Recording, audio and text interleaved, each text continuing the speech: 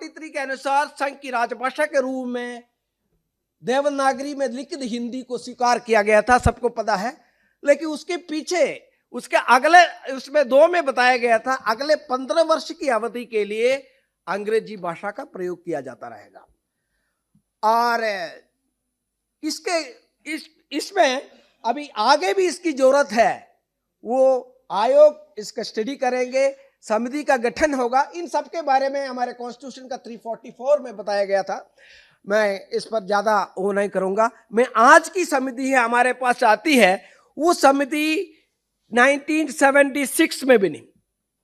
जो संसदीय राजभाषा समिति का गठन हुआ 1976 में, धारा 1963 का हमारा एक्ट है, राजभाषा एक्ट 1963 का, उसका धारा 4 के अधीन ये बना।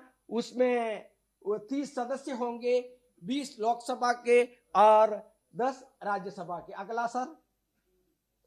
और इस समिति का कर्तव्य क्या है इसके बारे में है, आप सबको पता है। हिंदी के प्रचार प्रसार के लिए क्या क्या किया जा सकता है, कैसे इसको कार्यान्वित करने में क्या मदद किया जा सकता है, इन सब के बारे में ये करेंगे। और निरीक्षण के पश्चात वो अपनी रिपोर्ट राष्ट्रपति को प्रस्तुत करेंगे। राष्ट्रपति को प्रस्तुत करने के साथ साथ वो क्या करेंगे, अपने प्रतिवेदन का जो खंडों में प्रस्तुत करेंगे और उसको सभी राज्य सरकार को भी भेज देंगे।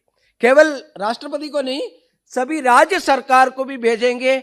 उसका मशवरा भी लेंगे, उनसे पूछेंगे आपको कुछ राय है, हम ये रिकमेंडेशन करने वाले हैं, हमारी सिफारिशें ये हैं।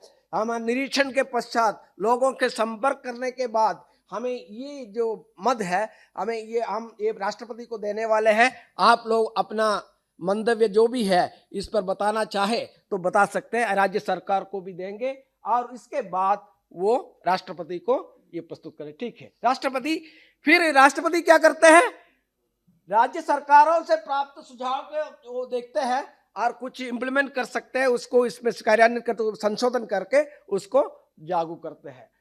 और पहले मैंने बताया 1976 से समिति का गठन हुआ। 1977 में फिर हमारा जब भी इलेक्शन होता है तब ये समिति भंग होती है। क्यों भंग होती है? 20 लोग वहां का है लोकसभा के, राज्यसभा के सदस्य वही रहेंगे। उनका पीरियड खत्म होने के बाद वो अपने आप चले जाएंगे या रिसाइन करने के बाद उसका कार्यकाल समाप्त हो जाएगा। लेकिन प्रत्येक इलेक्शन के पश्चात, चुनाव के पश्चात इसका गठन होता है। 1976 में बना और 19